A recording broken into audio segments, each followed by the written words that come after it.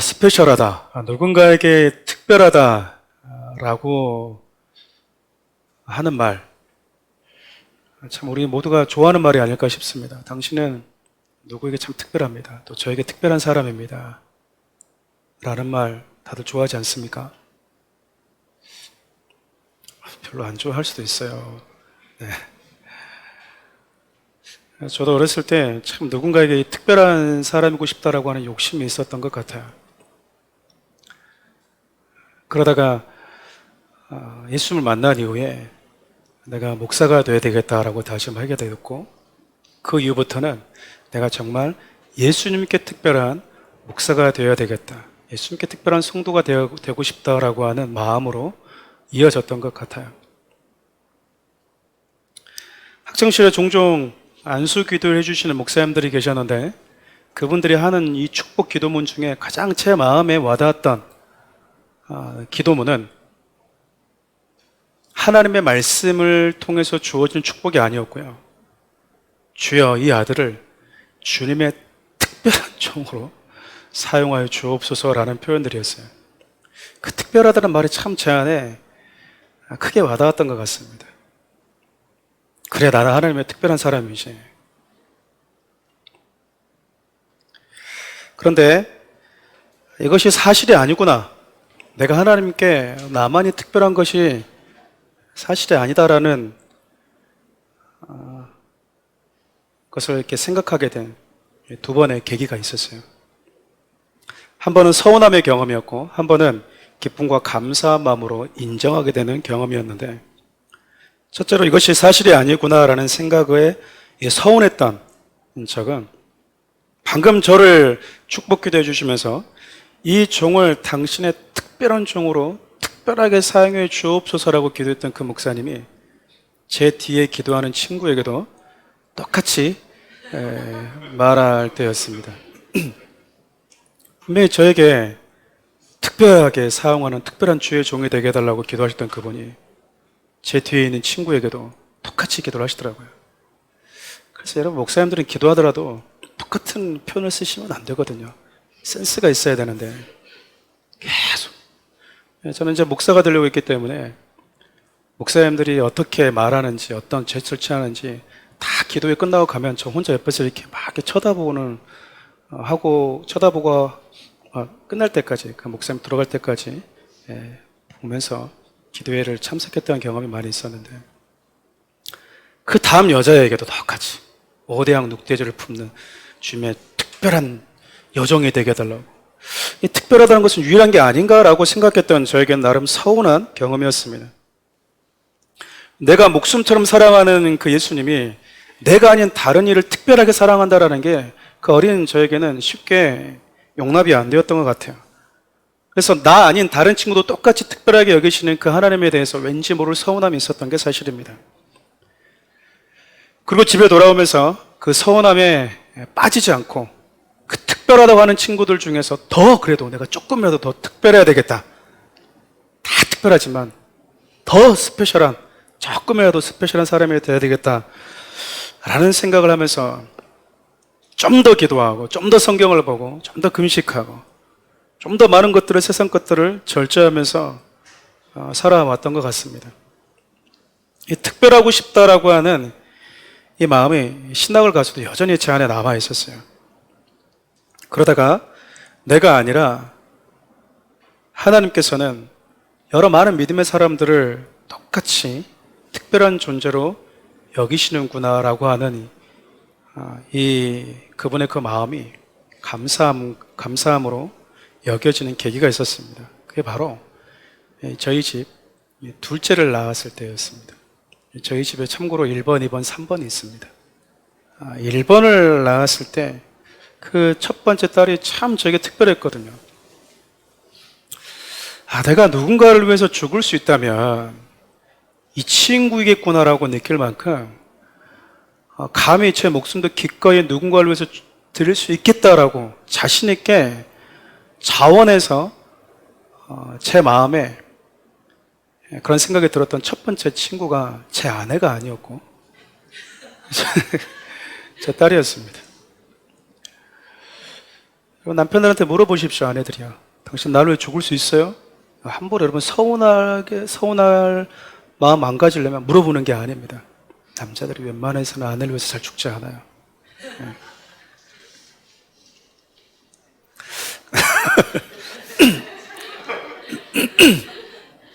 근데 여러분, 첫 번째 자녀는 아마 자녀를 이것이 있으신 분들은 다 동의할 거예요. 얼마나 특별하게 이 친구를 제가 사랑했는지 모릅니다. 그러다가 2번이 태어났는데 2번이 저는 참 특별하더라고요. 2번이. 제가 1번만큼 2번을 사랑할 수 있을까? 내가 1번에게 줬던 그 사랑만큼 2번에게 그 사랑을 줄 수 있을까? 또 내가 그렇게 그를 사랑스러워할까라는 생각을 했었다가 막상 2번이 나오니까 1번 못지않게 특별했습니다. 그러면서 제 안에 하나님께 나만 특별하고 싶다라고 하는 이 마음이 자연스럽게 사라져 버렸어요. 내 곁에 있는 성도들도 똑같이 하나님 앞에 그렇게 특별한 존재가 맞구나. 우리 주님은 나를 위해서도 물과 피를 다 쏟으셨지만 그를 얻기 위해서도 물과 피를 다 쏟으신 게 맞구나.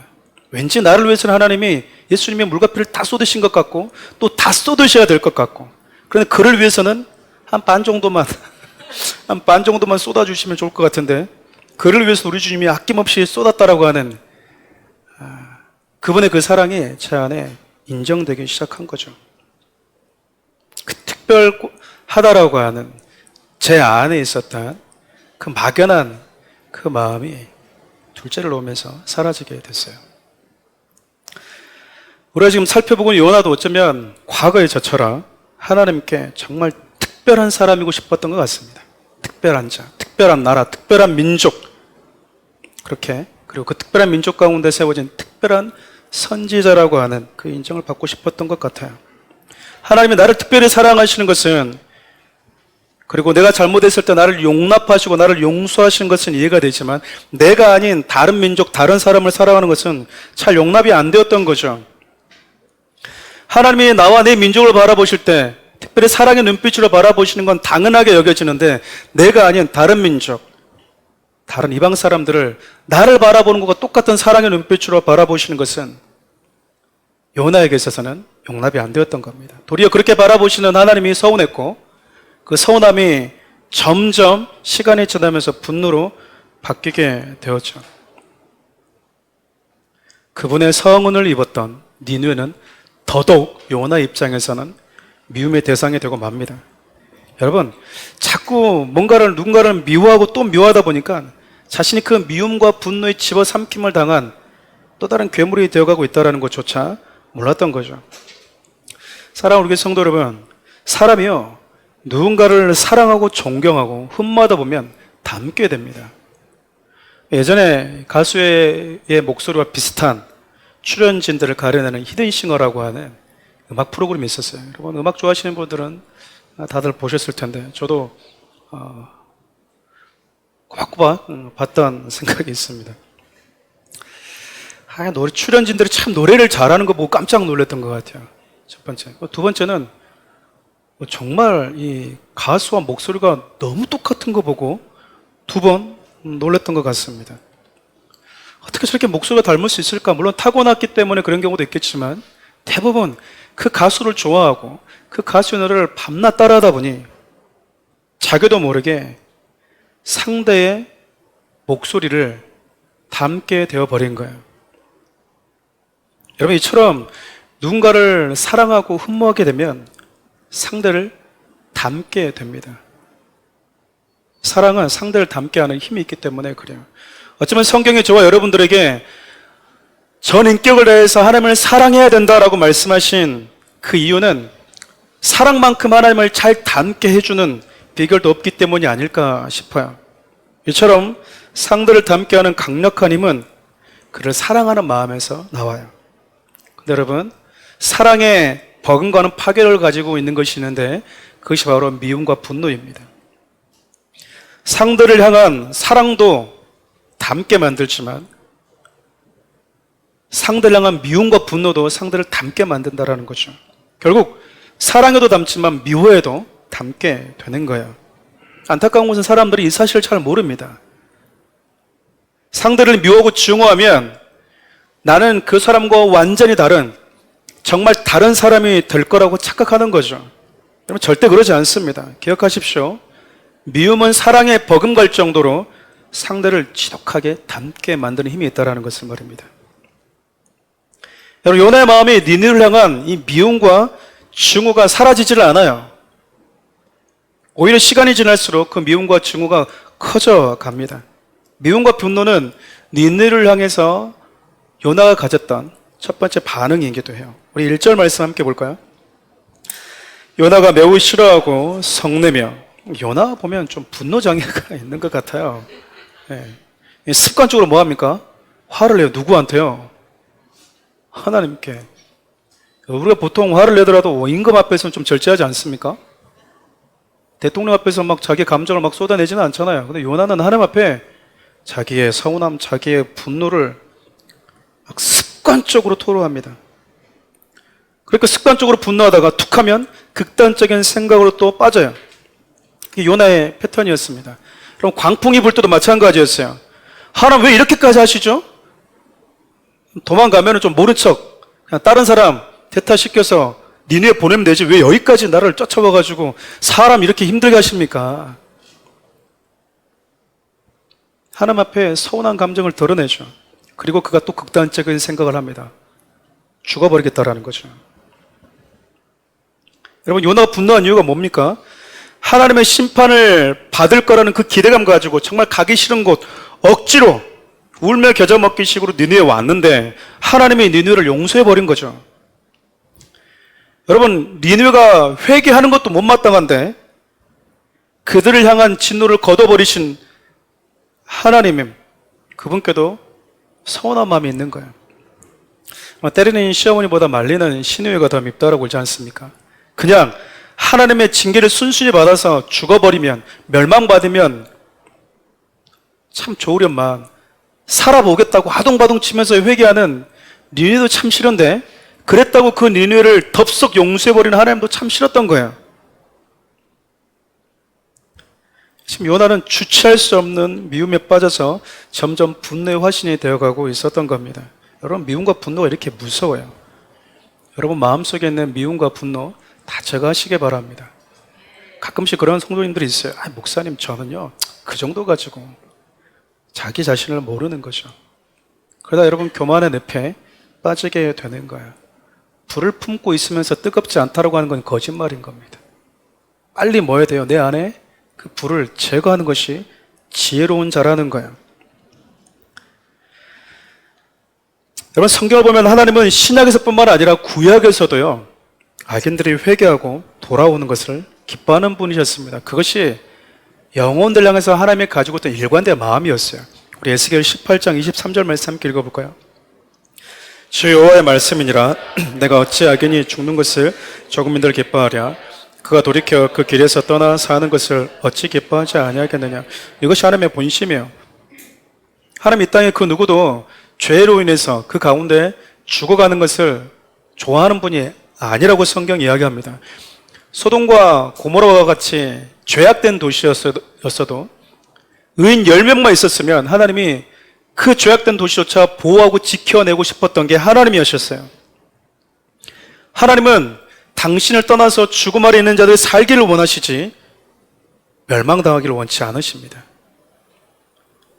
만약 그러셨다면 그분이 독생자 예수 그리스도를 저와 여러분들에게 보내주셨겠어요?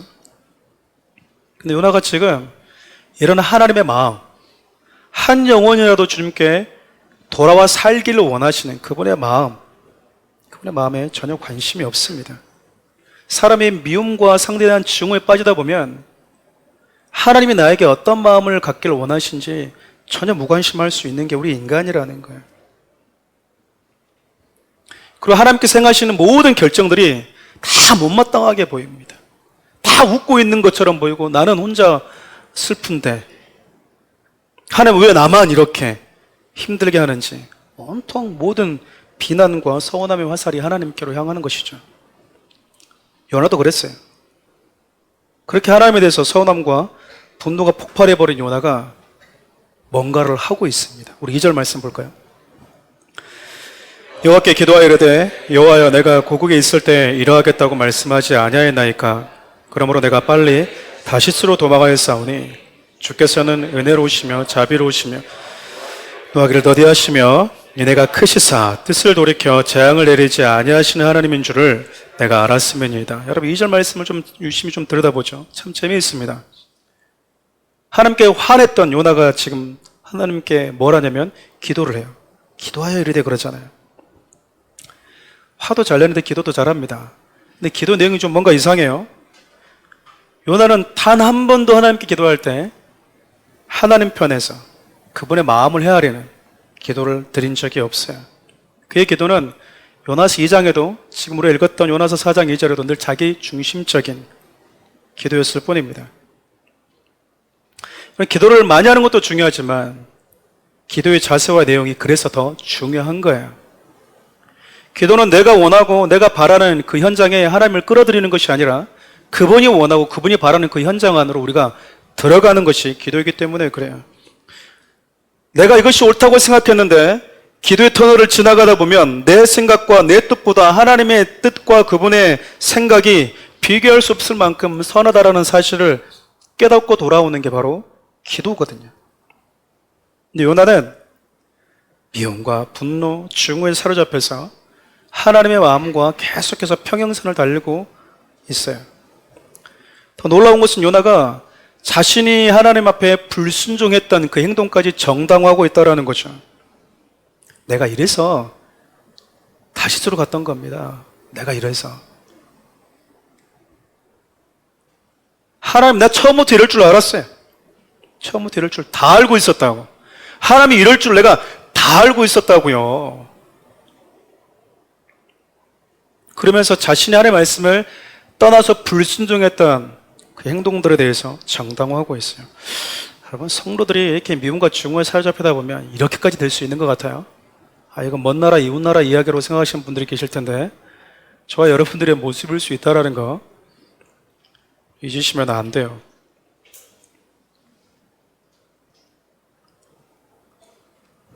여러분, 그렇다면 하나님이 왜 풍랑을 동반해서 요나를 깨우러 가셨을까요?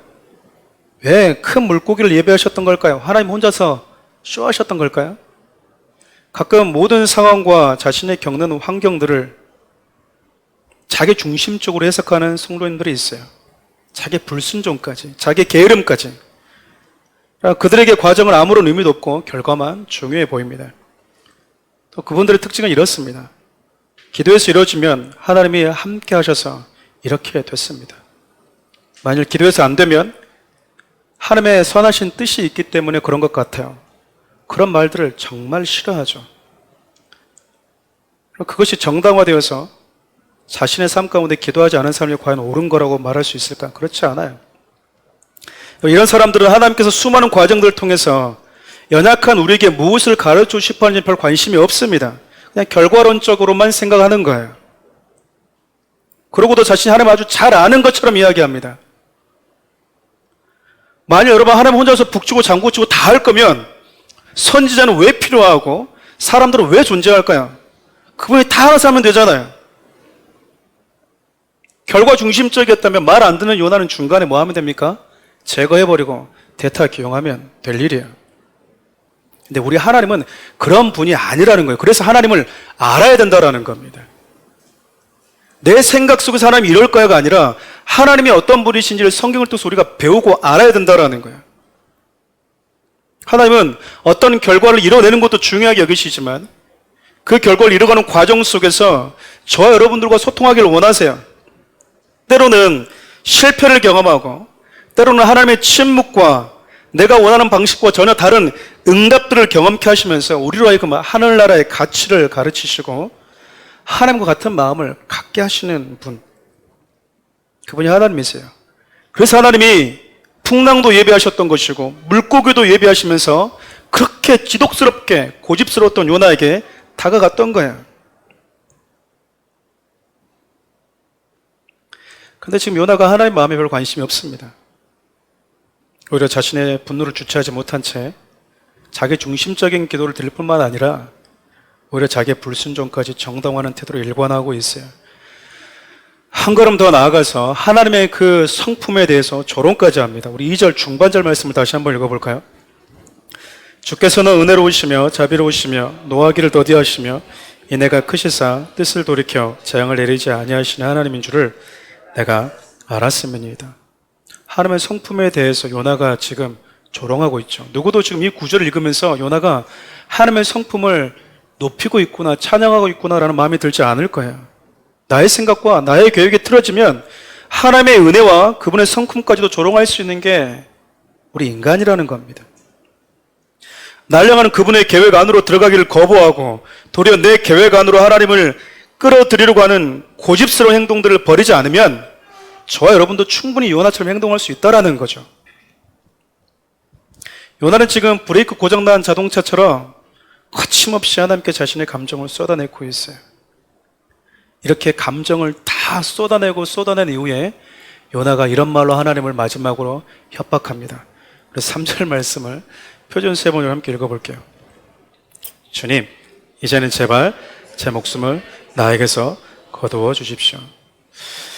내 생각과 다르면, 내 생각이 하나님의 생각과 다르면 하나님의 뜻이 무엇인지를 알려고 노력해야 되는 게 성도의 자연스러운 태도 아니에요? 그렇지 않습니까? 근데 요나는 툭 하면 뭐 하고 싶대요? 죽고 싶다. 확 죽어버릴 거야. 라는 식의 극단적인 말을 자주 한다라는 겁니다. 그냥 우리 식으로 얘기하면 열받으면 하나님 됐고요. 됐습니다. 됐고요. 그냥 나 빼고 다들 알아서 하십시오. 다들 알아서 하십시오. 목사님 그냥 깔끔하게 나 한 명 없어져주면 되는 거죠. 그럼 교회 잘 돌아가는 거죠. 저 혼자 깔끔하게 그냥 나가겠습니다. 그리고 교회 공동체는 멋있게 박차고 나가는 거예요. 요나가 지금 하나님 향해서 이렇게 말하고 있는 거예요. 하나님, 뭘 망설이십니까? 생명의 주관 되신 하나님, 그냥 저를 죽이십시오. 내 이 꼴 보기 싫어서 니느웨 안 간다고 했던 건데 도대체 잔인하게 저에게 왜 그러십니까? 왜 굳이 저로 하여금 살아서 두 눈 시퍼렇게 뜨고 니느웨 회복을 보게 하고 있냐 그 말입니다. 제가 언제 오래 살고 싶다고 그랬습니까? 이거 안 보고 싶다고 그랬지? 그냥 저 죽여 주십시오 라고 지금 요나가 하나님 앞에 이야기하고 있는 거예요. 생각해보면 저와 여러분에게도 이 요나와 같은 울분들이 다 있어요. 왜냐하면 하나님은 저와 여러분들 살아가는 삶의 현장 가운데 정말 우리가 보고 싶지 않은 일들을 때로는 보게 하실 때가 있기 때문에 그래요. 우리 모두는 행복을 원합니다. 상처를 원하는 사람은 없어요. 기쁨을 원하죠. 건강과 부유함과 형통함, 행복을 원하죠. 그런데 하나님이 내가 기대했던 것과 전혀 다른 터널을 지나가게 하실 때가 있어요. 하나님의 뜻이라고 하는 그 거룩한 명분을 따라서 몇 차례 마음이 내키지 않지만 그 터널을 지나가다 보면 우리 안에 마음에 참 서운함과 시험이 찾아올 때가 있거든요. 그러다 보면 우리도 똑같이 요나와 같은 질문을 하나님께 합니다. 하나님, 제게 왜 이러십니까? 왜 나로 하여금 살아서 이 고통과 아픔을 보게 하십니까? 낙이 있다고 내가 이렇게 오래 살고 싶지도 않은데 왜 살아서 굳이 이런 것들을 보게 하시냐 그 말입니다. 차라리 저를 죽여주십시오 라는 말을 우리도 쏟아낼 때가 있어요. 이 주제에 대해서는 언제 기회가 되면 여러분과 함께 좀 더 깊게 나누고 싶습니다. 어찌됐든 여러분, 하나님의 크신 계획 안에 담겨져 있는 그 계획 안에 결국 저와 여러분들 향한 하나님의 선하심이 있다라는 생각을 신뢰하지 못할 때, 그리고 세상과 세상에 있는 영혼들 향해서 하나님이 궁극적으로 가지고 계시는 마음이 무엇인지 우리가 간과할 때 우리 똑같이 이런 말을 하나님께 쏟아낼 수 있습니다. 요나가 지금 자신의 생각을 끝까지 포기하지 않고 있어요. 하나님은 요나 입장에서 봤을 때 충분히 그가 어떤 괴로움과 고통을 느꼈을지 알고 계셨을 겁니다. 그럼에도 불구하고 그가 바라는 대로 하지는 않으셨어요. 왜냐하면 요나가 가지고 있는 생각이 옳지 않았기 때문입니다. 4절 말씀 볼까요? 여호와께서 이르시되 내가 성내는 것이 옳으냐 하시니라. 하나님은요, 저와 여러분들을 사랑하십니다. 믿으십니까? 저와 여러분들을 이해하세요. 그런데 우리가 원하는 모든 것, 우리가 바라는 모든 것들을 다 지지해 주는 분은 아닙니다. 우리가 아무리 당신의 자녀라더라도 우리가 원하는 100%의 소원을 다 이뤄주는 분이 아니라는 거예요. 우리가 가지고 있는 생각과 우리가 가지고 있는 바람이 하나님의 뜻에 비했을 때 문제가 있다면, 하나님의 뜻과 다르다면 그것에 대해서 하나님이 지지하지 않는다라는 겁니다. 생각해 보십시오. 여러분, 만일 하나님이 당신의 뜻이 아니라 저와 여러분들이 원하는 모든 것을 다 해줘 버린다면 세상은 아름다운 세상이 될까요? 제가 이 이야기를 예전 청년 시절 때 한번 한 적이 있었습니다. 여러분들이 원하고 바라는 대로 하나님이 들어주면 공동체가 어떻게 되겠습니까?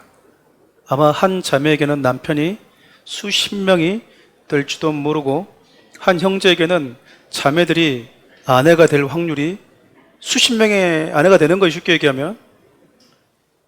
괜찮은 형제 오면은 뭐 하는 거죠? 상상하잖아요. 벌써 신혼집 차리고 있으니까. 그렇지 않습니까? 괜찮은 아가씨가 오면 또 뭐 하는 거죠? 자매가 오면? 이미 내 신부처럼. 그러면서 기도할 때마다 그럽니다. 저에게 오는 거죠. 목사님, 기도골에 들어갔더니 하나님이 그 자매를 생각나게 하셨습니다. 제 짝인 것 같습니다. 목사님은 어떻게 생각하십니까? 방금 그 얘기하고 한 명이 돌아갔거든요. 방금 전에 다른 형제가 와서 그 얘기를 하고 갔는데 또 다른 형제가 그 얘기를 하는 거예요. 그럼 제가 그때마다 똑같이 얘기를 해줍니다. 하나님이 생각나게 하신 것이 아니라 당신이 좋아서 생각이 나는 겁니다. 여러분, 자기가 원하는 거 하나님이 다 해주면 어떻게 되겠냐 그 말이에요. 그래서 저는 참 우리 하나님이 좋습니다.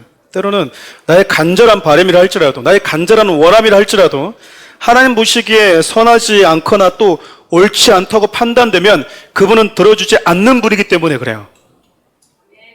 사랑하는 우리 성도 여러분, 저와 여러분들 향한 하나님의 선하심을 신뢰한다면 하나님을 향해서 하나님, 제 계획 안으로 하나님이 들어오십시오. 만일 제가 원하는 대로 해주지 않으면 저는 그냥 죽겠습니다라고 말하는 이 고집스러운 기도와 이제 우리는 굿바이 할 수 있다라는 거야. 여러분, 지금 요나가 말도 안 되는 일 기도를 하고 있잖아요. 그리고 하나님은 4절에서 네가 하는 이 기도가, 네가 가지고 있는 생각이 옳지 않다라고 말씀하셨습니다. 그냥 수준 이하의 기도를 했음에도 불구하고 지금 하나님이 침묵하지 않고 말해준 거예요. 옳지 않아 라고. 그럼 여러분, 보통 하나님이 옳지 않아라고 말하면 우리는 어떻게 대답을 해야 되죠? 하나님, 나는 이것이 옳다고 생각하는데, 나는 이것이 맞다고 생각하는데 왜 옳지 않은 거죠? 하나님 말씀해 주십시오라고 다시 엎드려야 되잖아요. 근데 요나는 하나님이 네가 가지고 있는 생각이 옳지 않아 그랬는데 다시 엎드리는 것이 아니라 아주 독특한 행동을 하나 합니다. 우리 5절 말씀 함께 볼까요? 요나가 성읍에서 나가서 그 성읍 동쪽에 앉아 거기서 자기를 위하여 초막을 짓고 그 성읍에 무슨 일이 일어나는가를 보려고 그 그늘 아래 앉았더라. 여러분, 5절 말씀에 근거하면 요나가 취한 행동은 다음과 같습니다. 첫 번째, 성읍에서 나가요. 왜 성읍에서 나갔을까요? 표준 세번역을 보면 그 성읍에서 빠져나갔다라고 얘기합니다. 왜 빠져나갔을까요?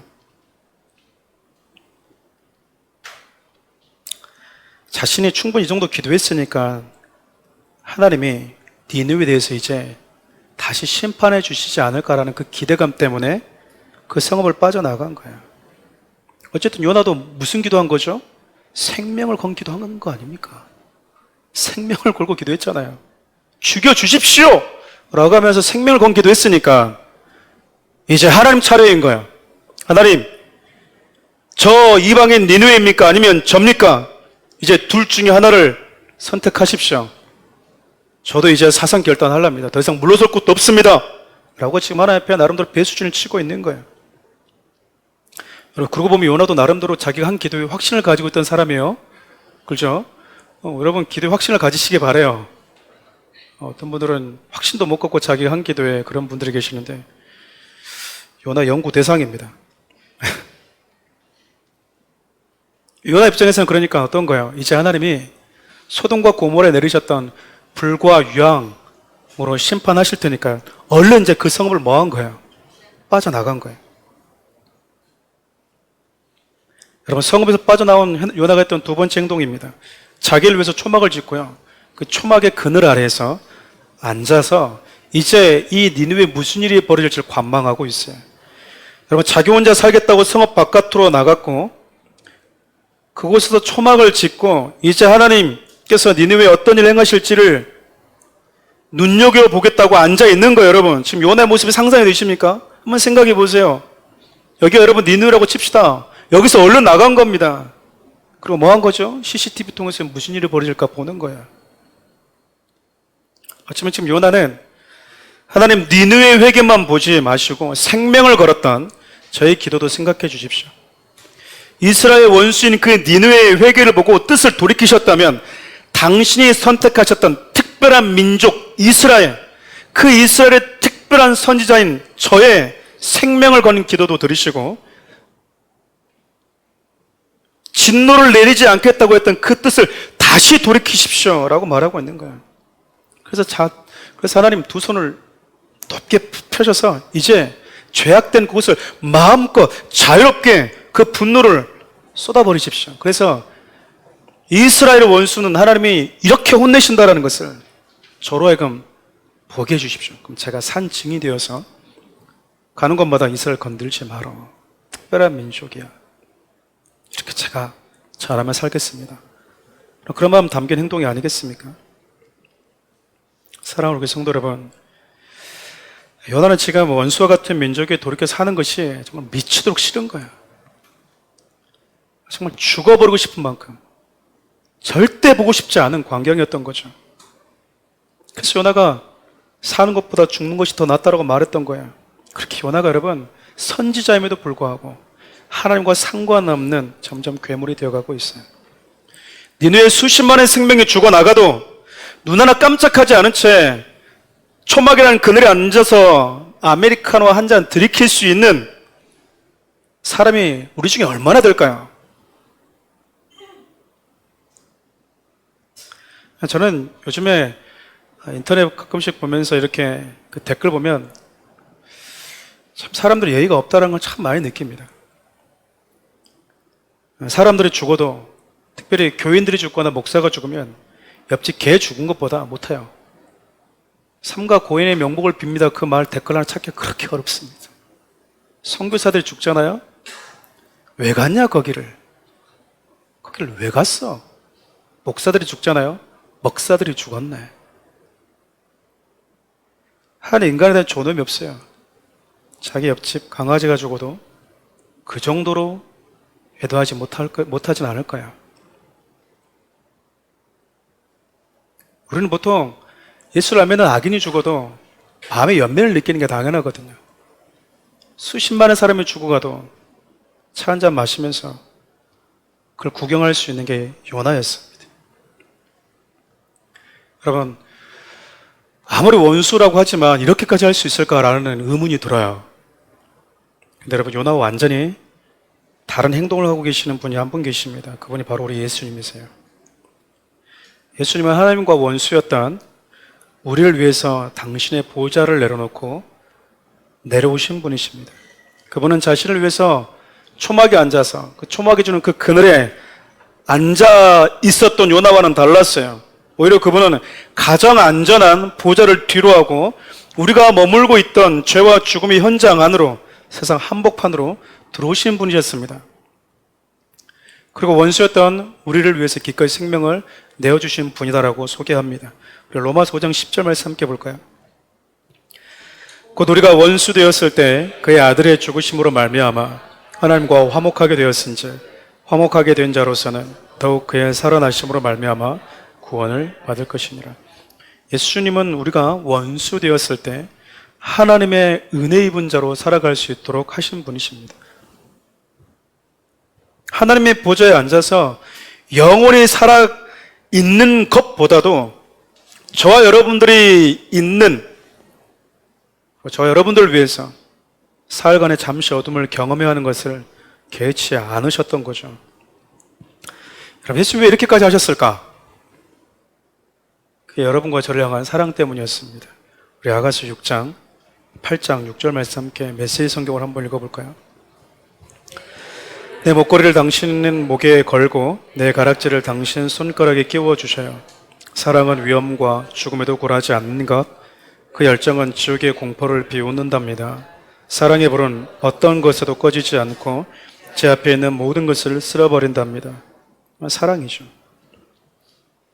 저와 여러분들 향한 예수 그리스도의 그 사랑이 그분으로 하여금 죄와 죽음이 있던 세상 가운데로 들어오게 하신 겁니다.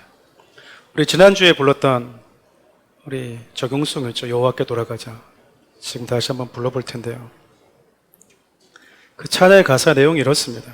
내 백성이 나를 떠나 돌아섰지만 내 사랑이 내 백성을 포기 못하니. 이 찬양의 가사처럼 우리를 향한 하나님의 사랑이 하나님의 원수로 전락해버린 저와 여러분들을 포기하지 못하게 했던 거예요. 저와 여러분들 향한 하나님의 사랑, 예수 그리스도 사랑은요, 너는 전에 원수였다라고 하는 그 좋은 글씨조차 지워버릴 만큼 컸습니다. 그러니까 원수에 대한 미움보다 그 원수들을 향한 사랑이 더 컸던 거죠. 저는 우리 주님이 요나와 같지 않아서 참 좋습니다. 우리 예수님은 원수였던 자들에게조차 은혜와 생명의 길을 주시는 분이기 때문에 그렇습니다. 그리고 기꺼이 원수를 위해서도 죽어줄 수 있는 분이신 거죠. 우리 로마서 5장 7절에서 8절 말씀 마저 한 번 더 읽어볼까요? 은을 위하여 죽는 자가 쉽지 않고 선의를 위하여 용감히 죽는 자가 혹 있거니와 우리가 아직 죄인 되었을 때에 그리스도께서 우리를 위하여 죽으심으로 하나님께서 우리에 대한 자기의 사랑을 확증하셨느니라. 원수였던 우리를 위해서 죽으신 분, 저와 여러분들 궁극적으로 닮고 싶어하는 분이 바로 그 예수 그리스도이죠. 여러분 사랑하면서 살아가고 계십니까? 여러분들이 사랑하고 있는지, 여러분들의 사랑의 수준이 어느 정도인지는 사랑할 수 없는 사람을 만나고 사랑하기 힘든 환경을 할 때 비로소 점검이 되어집니다. 내가 좋아하는 사람, 내 마음에 맞는 사람 함께 지낼 때는 내 안에 사랑이 얼마나 큰지 몰라요. 모른다고요. 내가 가지고 있는 내 삶이 얼마나 빛된 삶인지를 보려면 어둠을 만날 때 비로소 보이는 거예요. 이유 여하를 불문하고 그래요. 어둠을 만났는데 빛이 비춰지지 않는다. 나는 빛이 아니었던 거죠. 내 빛은 작은 호롱불에 불과했던 거예요. 화려한 조명 안에 있다 보니까 섞여 있다 보니 내가 어둠도 비칠 만한 거대한 빛을 가지고 있었던 것처럼 착각하면서 살아왔던 겁니다. 사랑하는 우리 성도 여러분, 요나? 저와 여러분과 다를까요? 가기 싫은 사람에게 하나님이 가라고 할 때 다시 만나고 싶지 않은 그 환경 안으로, 그 상황 안으로 하나님이 들어가라고 할 때 우리라고 다르냐 그 말이에요. 괴롭거든요. 편안하지가 않죠. 하나님 보좌에 그대로 앉아 계시면 됩니다. 그분은. 그래도 뭘 할 분 아무도 없어요. 왜죠? 자기 주로 자기가 그 책임을 져야 되기 때문에.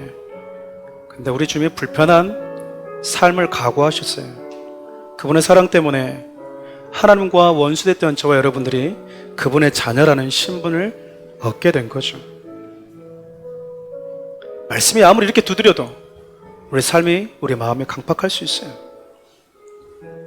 이제 저와 여러분들이 있어야 할 자리가 어디입니까? 그가 죽든지 말든지, 그렇게 살다가 망하든지 말든지, 지 삶인데 지가 알아서 할 일이지. 어떻게든 한번 보자. 초막에 앉아서, 초막이 주는 그 그늘에 앉아서 내 좋아하는 아이스 아메리카노 한 잔 탁 들이키면서 앉아있는 자리가 우리 주님의 저와 여러분들에게 원하시는 자리일까요? 그 자리가 하나님의 보좌를 내려놓고 낮고 낮은 곳에 오셔서 원수를 위해서 죽어주신 우리 주님이 기대하는 자리이겠냐 그 말이에요.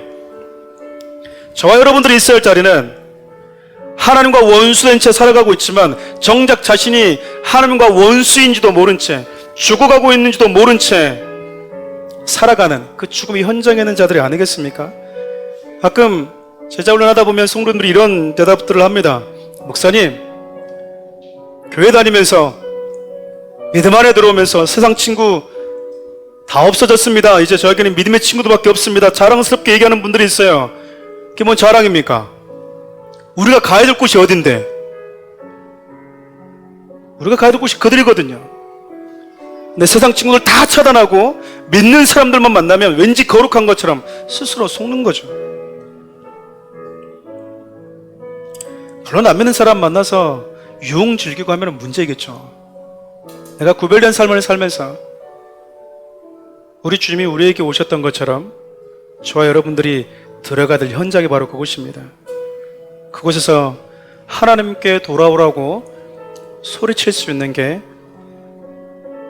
하나님이 저와 여러분들에게 원하시는 모습이라는 거예요. 하나님이 지금 오늘 말씀을 통해서 저와 여러분들이 질문하고 계십니다. 너는 지금 어느 자리에 있어? 성 밖으로 나가서 죽을 것 같으니까 너 혼자 살려고 초막 아래 앉아있니? 아니면 그 현장으로 들어가고 있니? 네 죽을 것 뻔히 알면서, 힘들 것 뻔히 알면서 얼마나 많이 우려될지도 모르는데 그 안으로 들어가고 있니? 우리 주님이 저와 여러분들에게 질문하십니다. 사랑하는 우리 성도 여러분, 오늘 우리 주님의 질문 앞에 여러분들이 모두가 다 겸손히 서보기를 바라요. 네, 그 마음 담아서 이 찬양을 주님께 올려드리겠습니다. 내 백성이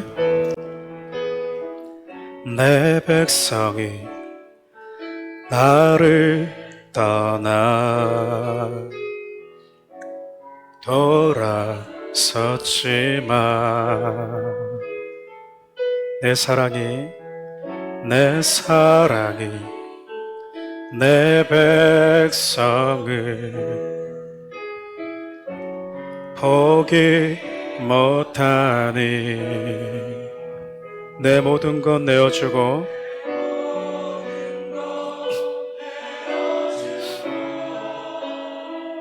나 그들을 얻으리라. 여호와께 돌아가자. 우린 돌아서도 그는 변치 않네. 여호와께 돌아가자. 우린 넘어져도 그 사랑 영원한 내 사랑은 오래 참고 사랑은 오래 참고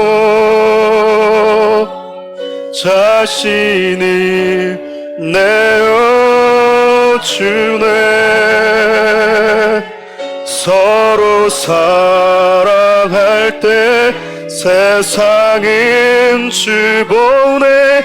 사랑은 절대 지지 않네. 사랑은 오래 참고 사랑은 오래 참고 자신을 내어주네. 서로 사랑할 때 세상이 주보네. 사랑은 절대 지지 않네. 여호와께 돌아가자.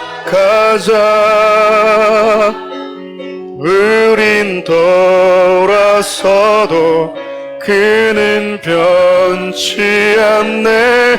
여호와께 돌아가자. 우린 넘어져도 그 사랑 영원하네. 아멘. 기도합시다. 너다가 왜 이렇게까지 고집 부리고 있었을까라고 생각해 보니까요, 나는 특별한 존재였구나라고 생각했던 그 사고에 빠져 있었기 때문이 아닐까 싶습니다. 특별하지 않았거든요. 그 역시 아담의 자손이었고요. 하나님의 진노가 예비되었던 죄인이었을 뿐이거든요. 우리 주님이 끊임없는 그 사랑으로 그를 끌어안아 주셨기 때문에 그들이 돌아왔던 거거든요. 사사시대를 보십시오. 안 그랬습니까? 그런데 그 사랑을 받은 자가 그 사랑이 필요한 자들을 향해서 너무 냉정한 거죠. 사랑 우리 성도 여러분, 이 시간 함께 기도할 때 여러분들이 우리 주님은 나를 구원하시기 위해서 물과 피를 다 쏟아주셨다는 그 사실을 믿는다면 우리 안에서부터 그 사랑이 이루어져야 된다는 거죠. 그를 위해서도 우리 주님은 물과 피를 다 쏟아내신 주님의 가치가 있다는 거예요. 우리 안에서 이 사랑의 신의 적과가 나타나지 않으면 우리가 어떻게 죽어가는 그들 향해서 사랑의 마음으로 바라볼 수 있겠냐 그 말이에요. 우리 역시 여전히 똑같이 요나와 같은 특권의식에 빠져서 그들이 그 고통 속에서 어떻게 죽어가는지 전혀 무관심한 냉정한 사람으로 살아갈 수 있다는 것 아니겠습니까? 하나님, 내 안에 내가 받았던 주님의 사랑을 깨달아 알 수 있도록 해달라고 기도합시다. 그리고 우리 주님이 내게 원하시는 그 자리가 초막이 주는 그늘이 아니라 하나님의 진노가 언제 쏟아질지 모르는 그 죽음의 현장이라는 것, 그 속에서 우리 주님을 만날 수 있도록 해달라고. 여러분, 아직까지 여러분 마음 가운데 부담이 되거나 끌어안고 있지 못한 영혼들이 있다면 주님, 그들을 사랑하는 마음 내 안에 달라고 이렇게 기도하면서 나가도록 합시다. 우리 주여 한번 부를까요? 주여, 살아계신 하나님, 우리 가운데 주님의 은혜를 부어주십시오. 살아계신 하나님, 우리가 주님께 돌아올 수 있었던 것은 우리 주님이 우리를 찾아오셨기 때문입니다. 우리가 주님의 자녀가 될 수 있었던 것은 원수되었던 우리 주님이 끌어안아 주셨기 때문입니다. 우리의 고집보다도 더 큰 사랑으로 우리를 끌어안아 주셨기 때문에 우리 주님이 우리를 그렇게 오랜 사랑으로 기다려 주셨기 때문에 우리가 이 자리에 있는 것입니다. 하나님, 우리를 향한 주님의 사랑은 끝이 없는데 우리가 주님을 향한 사랑과 영혼을 향한 사랑을 너무나도 일시적일 때가 많습니다. 사랑하는 우리 성도들 마음 가운데 주님의 마음을 부어주시고 내가 받았던 그 사랑이 결코 당연한 것이 아니라 은혜였음을 잊어버리지 않게 도와주십시오. 그 하나님이 그 은혜 받은 자들에게 네가 있어야 될 그 자리가 그늘이 있는 초막이 주는 그 그늘의 자리가 아니라 언제 하나님의 진노가 임할지 모르는 그 현장, 그 뜨거움의 현장으로 우리 주님이 들어가기를 원하십니다. 우리 주님이 가장 안전한, 가장 영광스러운 하나님의 보좌를 뒤로하고 우리가 있었던 그 어둠의 터널을 지나는 것을 전혀 개의치 않았던 것처럼 사랑하는 귀한 우리 교회 성도들이 우리 주님의 마음을 가지고 함께 눈물의 터널을 지나는 것을, 고통의 현장을 지나는 것을 개의치 않는 주님의 마음을 가진 성도들이 될 수 있도록 하나님 은혜를 더하여 주십시오.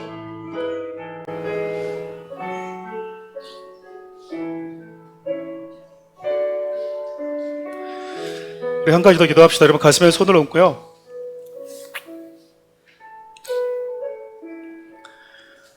오늘 말씀의 주제는 좀 다르지만 여러분, 우리도 여러분 요나와 같이 우리 인생 가운데 내가 원하지 않는 그런 상황들을 하나님이 전개하실 때가 참 많아요. 그래서 하나님은 선하신데 왜 나에게 이러십니까? 나를 사랑하신다고 하는데 왜 나에게 이런 일들을 만나게 하시고 보게 하십니까? 라고 하는 일들이 있을 겁니다. 우리가 이 땅에 살아간다는 것은 앞으로도 그 일들을 만나게 될 거라는 거예요. 그 속에서 하나님, 주님의 사랑과 나를 향한 주님의 선하심을 끝까지 신뢰하고 내 인생에 남아있는 수많은 터널들을 믿음으로 잘 지나갈 수 있게끔 해달라고 우리 가슴에 손을 얹고요, 잠잠히 우리 주님을 향해서 여러분들이 기도했으면 좋겠어요. 한번 기도할까요?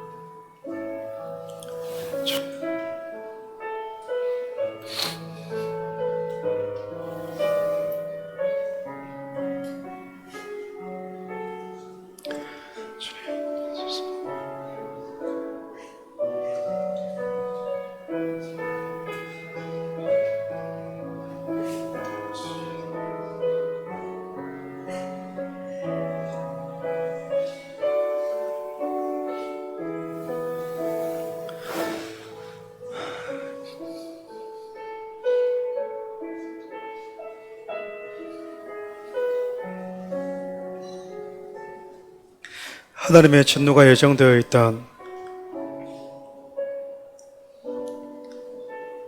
그 죄악된 현장으로 들어와 주신 예수 그리스도의 크신 은혜와